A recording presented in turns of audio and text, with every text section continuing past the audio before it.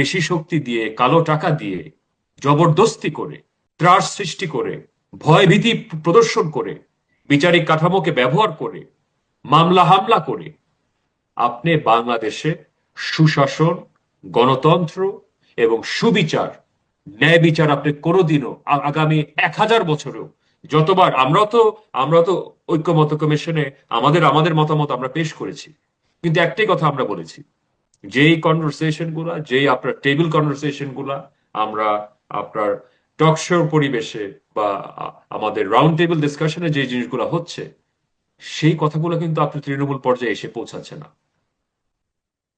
বর্তমান যে ব্যবস্থাপনা বাংলাদেশে আছে, এই ব্যবস্থায় আবারও যদি নির্বাচন হয়, আপনারা সত্যিকার অর্থে কি আশা করেন? কোনো মৌলিক পরিবর্তন কি সত্যিকার অর্থে আপনারা আশা করতে পারেন? আমি আপনাদের এবং আপামর জনসাধারণের বিবেকে আমি এই প্রশ্নটি আমি আমি উত্থাপন করছি। যার হাতে টাকা আছে সে বিজয়ী হবে, যার হাতে কালো টাকা আছে তার বিজয়ের সম্ভাবনা আরো এক ধাপ বেরিয়ে যায়।